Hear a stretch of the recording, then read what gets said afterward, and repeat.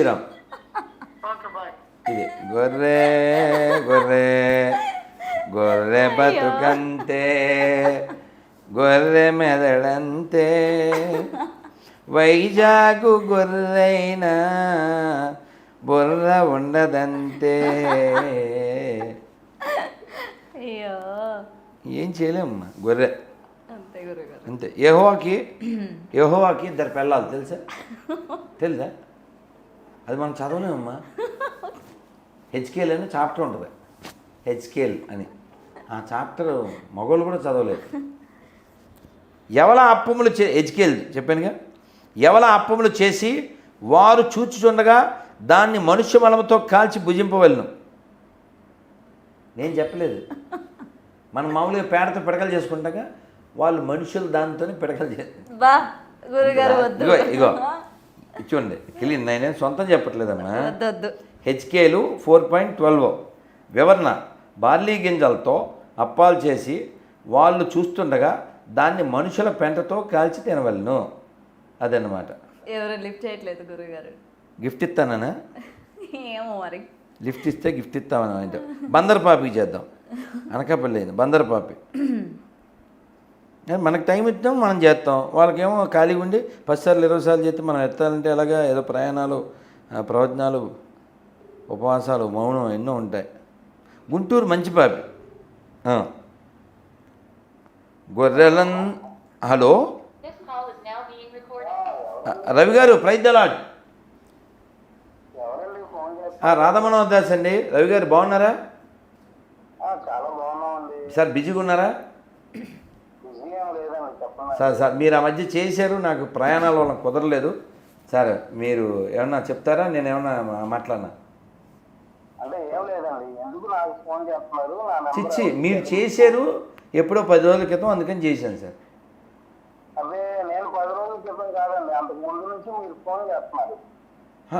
నా బతుకి ఫోనే ఎత్తను, నేను ఫోన్ చేయడానికే, నా మొహానికి. మీరేదో క్వశ్చన్ అడిగి ఉంటారు, లేదా నేను ఏదో క్వశ్చన్ అడిగి ఉంటాను, మీరు చెప్పడానికి చేసి ఉంటారు.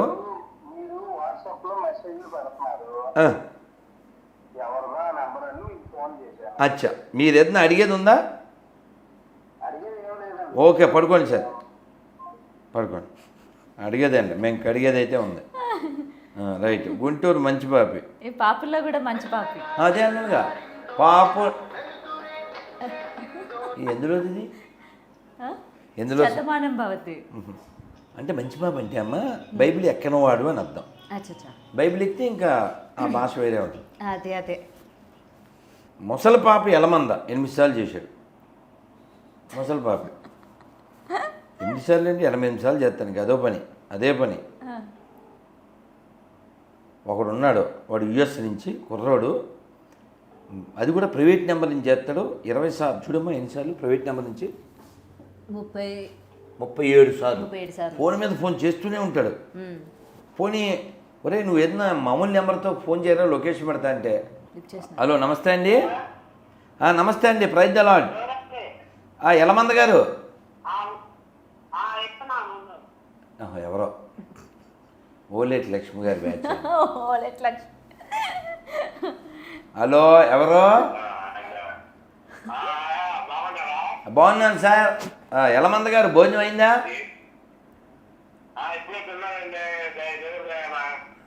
పోన్లేండి, ప్రైజ్ ద లార్డ్.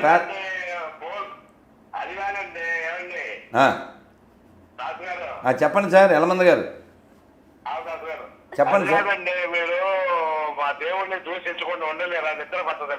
చిచ్చి, దేవుడు ఎవడు ఉన్నాడు సార్? వాడు సార్, వాడి పేరు చెప్పండి. మీ దేవుడు, మా దేవుడు అంటూ ఎవడైనా ఉన్నాడా సార్? దేవుడు సార్, మా దేవుడు కూడా ప్రభు. రామచంద్ర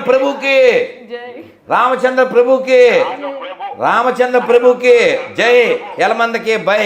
ఇప్పుడు నిద్రపడుతుంది ఎలమంద, నిద్రపడి. ఇప్పుడు ఎందుకు చెప్పండి. రవి గారు ఫోన్ చేస్తున్నా. రవి గారు చెప్పండి సార్. చెప్పండి. అయ్యో మళ్ళీ ఆయన ఫోన్ చేస్తున్నాడు. చెప్పండి సార్. నమస్తే, చెప్పండి సార్. మీరే ఎప్పుడూ చేసి ఉంటారు సార్, లేకపోతే నాకు ఎలా వస్తుంది? నాకేం పని? మీరు ఎప్పుడో చేసి ఉంటారు. ఎందుకంటే నా నెంబరు ఎక్కడో మీకు దొరుకుంటుంది, ఏదో అడగడానికి చేసి ఉంటారు. లేకపోతే నా దాంట్లో చెప్తున్నారంటే సార్ మీకు చాలా మేధావు సార్. ఆ, నా నెంబర్ ఎవరు ఇచ్చారు సార్ మీకు? నాకెలా తెలుస్తుంది సార్? బోల్డ్ మంది చేస్తుంటారు. ఇప్పుడు మీరు ఒకసారి లైన్లో ఉండండి, నేను మీకు అర్థమయ్యేలా చెప్తాను. నా కాంటాక్ట్లు ఓ 14,000 దాకా ఉన్నాయి సార్. ఒక్క నిమిషం లైన్లో ఉండండి. పిఏ నేను ఇంగ్లీష్లో కొట్టా సార్. ఎన్ని వచ్చినాయి అమ్మా కాంటాక్ట్లు? 330 వచ్చినాయి సార్. ఇంగ్లీష్లో పాపి అని కొడితే, తెలుగులో పిఐ పాపి అని కొట్టా. ఎన్ని వచ్చినాయి సార్ చూడండి. ఒక్క నిమిషం లైన్లో ఉండండి. చూడమ్మా, తెలుగులో కొడితే అంటే ఆయనకి తెలియట్లేదు. ఒక్క నిమిషం పాపం. చూడు ఎన్ని వచ్చినాయమ్మా తెలుగులో కొడితే. 568.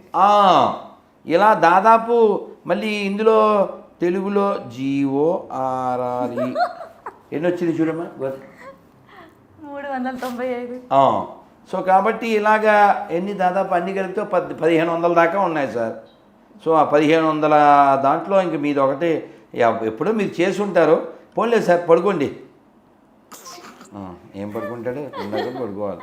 ఏదైనా గురుగారు అంటే ఎప్పుడు కూడా సనాతన ధర్మం ప్రతి ఒక్కరు పాటించాలి అని మీరు ఎప్పుడు కూడా అందరికీ వచ్చి జ్ఞానోదయం అనుకోవచ్చు అనమాట. అంతే కదమ్మా. అంతేనా? ఇప్పుడు ఉదాహరణకి నీకు మారుతి 800 కారు ఉంది అనుకుందాం. నీకు ఛాన్సు పరిస్థితులు కలిసి వస్తే నెక్స్ట్ లెవెల్ కారు ఏం తీసుకుంటావు? ఏదో దానికంటే అప్గ్రేడ్. అంతే కదా, అంతే కదా, కిందకి వెళ్ళరు కదా. అలాగా ఓ మనిషి అంటే మనం ఆదిమ కాలం అనుకుందాం. ఏం తినేవాడు? పళ్ళు. బాగా ఆది మానవుడు మాంసం, పచ్చి మాంసం. ఇప్పుడు అలా లేడుగా, అప్డేట్ అయ్యాడుగా. వండుకుంటున్నాడు, చక్కగా తింటున్నాడు. అన్ని జంతువులు తినేస్తున్నాడు. మేకల్ని, కోళ్ళని, కట్లపావుల్ని, మొసళ్ళని, తాబేల్ని, పావులు, అన్ని పురుగులతో సహా అన్ని తింటున్నారు కదా ఇవాళ. మిడతల్ని, తేళ్ళు, మండ్రగబ్బలు, జెర్లు అన్నీ తినేస్తున్నాడు.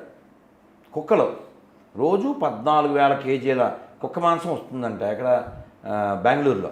అదే మటనాన్ని పెట్టేస్తున్నారు. ఇది నేను విన్నాను రీసెంట్గా, మటన్ అని చెప్పి. అవును, జస్ట్ మొన్నే. సో కుక్క మాంసం తింటున్న బెంగళూరు వాసులు.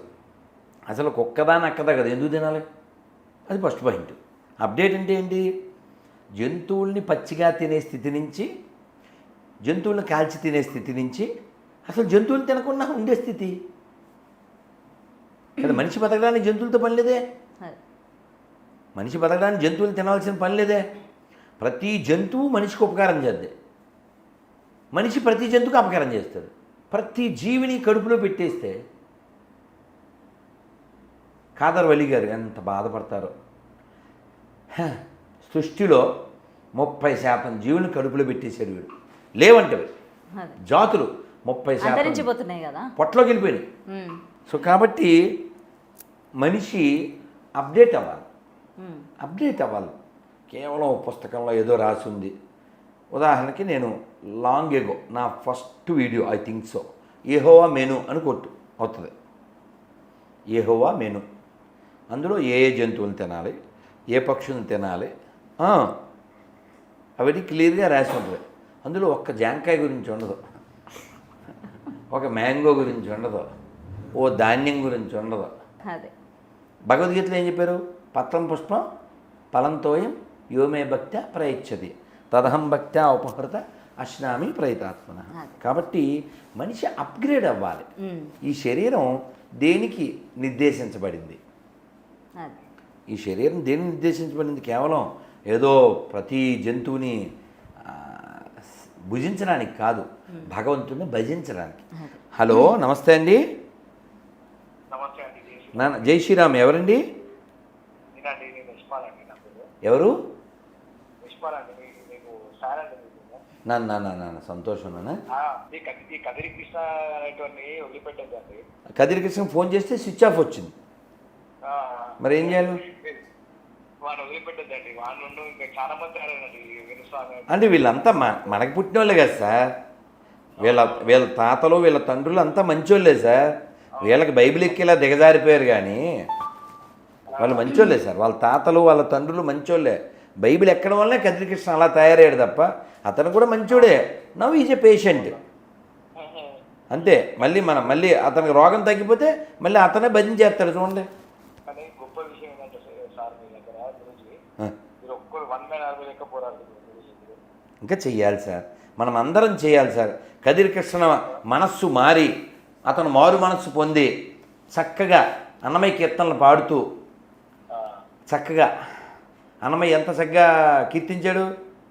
ఇతడొకడే సర్వేశ్వరుడు సితకమలాక్షుడు శ్రీ వెంకటేశుడు ఇతడొకడే సర్వేశ్వరుడు. ఈ పాట కదిరి కృష్ణ పాడాలి. ఆయన పాడండి అది. ఎందుకు పాట సార్? పాడైన కదిరి పాడైనాడు బైబిలు ముదిరి బాగుపడతాడు దెబ్బ తగిలితే అదిరి అతని రోగం కుదిరి దారికొస్తాడు మన కదిరి ధిరి ధిరి. Okay sir. ఎనీవే అమ్మా థ్యాంక్ యూ సో మచ్ గురుగారు. సంతోషం. అంటే చాలా నా ప్రశ్నలన్నిటికీ కూడా జవాబులు చెప్పారు. అమ్మా అండ్ ఈ కదిరి కృష్ణ మీరు అన్నట్టు డెఫినెట్గా తన తప్పు ఏదో తను తెలుసుకొని ఇంకా ఇటువంటి కదిరి కృష్ణ లాంటి వాళ్ళు పునరావస్తు కాకుండా దేవుడి మీద ఫ్యాషనబుల్గా కానీ లేకపోతే వైరల్ అవ్వాలన్న ఉద్దేశంతో ఇక్కడ కేవలం దేవుడు అని కాదు, హిందూ దేవీ దేవతలను అవమానించడం అంటే ఏం లేదు. ఇప్పుడు నా కోరిక ఏంటంటే అది ఫోన్ ఎత్తుంటే అవును కదిరి కృష్ణ గారి నోటి ద్వారా వెంకటేశ్వర సుప్రభాతం వక్ర భాష్యం విన్నాం. ఈ కదిరి కృష్ణ గారు ఈ పేపర్ చదవాలి, నేను పంపించాను కూడా. ఈ మనుషులు చదవలేని దాన్ని అతను పంపించి, అతను మంచి నాస్తికుడు, అతను మతం లేనివాడు కాబట్టి మీ నోటి ద్వారా బైబిల్ కూడా చదవాలి, అతని నోటి ద్వారా ఖురాన్ కూడా చదవాలి. నువ్వు చదివావు ఖురాన్? ఎవరు చదవడు? ఖురాన్ చదవరు, బైబిల్ చదవరు, తత్త నన్న అంతే. నువ్వే కాదు అందరితో ఉంటుంది. హుస్సేన్ అయినా అంతే, ఇమానుయేల్ అయినా అంతే, ఎవడు చదవడు. సో ఈ కదిరి కృష్ణ అనే అతను సుప్రభాతం గురించి నోటికొచ్చినట్టు వాగాడు కదా. అలాగే రామాయణం గురించి అతను ఎవరు? కత్తి పద్మారావు, అతను వాగాడు కదా. వీళ్ళందరూ భజన చేసే కాలం వస్తుంది. కత్తి మహేష్ అయినట్టు వాళ్ళు నశించిపోకూడదు. వాళ్ళ హృదయం ఎంత గొప్ప, వాళ్ళకి వారసులు మనం. ఈ నేల ఎంతమంది మహనీయులు పుట్టిన నేల అనేటువంటి స్పృహ వాళ్ళకి రావాలి. ఏదో ముష్టి బైబిల్ కోసం ఎందుకు దిగజారాలమ్మా? ఈ నేల మామూలుదా? ఈ నేల ఏ దేశం ఏగినా ఎందుకు కాలినా పొగడరా నీ తల్లి భూమి భారతం అంటే నువ్వు ఈ దేశంలో తిని ఈ దేశంలోనే దేశాన్ని ధర్మాన్ని తెగిడితే ఎలారా? ఏదో ముష్టి బైబిల్ కోసం ఏమన్నాను? ఒక్క మాట కూడా వెనక్కి తీసుకోను. ఎవరికైనా డౌట్ వస్తే మనుషులు చదవలేని ఈ దరిద్రాన్ని జూమ్ చేసి చూపించగలరు, నోటితో చదవలేం కాబట్టి. ఒక శాంపిల్ కొన్ని ట్రై చేద్దాం. హెచ్కేఎల్. అమ్మో హెచ్కేఎల్ అంటేనే బాబోయ్. వద్దు గురుగారు, ఇందాక వినిపించారు కదా మాకు. అమ్మా పేనాలు తీసేస్తున్నారు. అమ్మో ఇది ఏమన్నా అసలు మాట్లాడదామంటే బాబోయ్. ఇది ఒకటే కొంచెం చదవచ్చేమో. 1వ కొరింథీయులకు 7:36 అయితే ఒకని కుమార్తెకి ఈడు మించిపోయిన ఎడ్ల ఆమెకు వివాహం చేయవలసిన వచ్చిన ఎడ్ల ఆమెకు వివాహం చేయకపోవడం యోగ్యమైనది కాదని ఒకటి తలచిన ఎడ్లను అతడు తన ఇష్టం చొప్పున పెళ్లి చేసుకొనవచ్చును, అందులో పాపం లేదు, ఆమె పెళ్లి చేసుకొనవచ్చును. ఏంట్రా ఇది? ఏమన్నా అర్థమవుతుందా?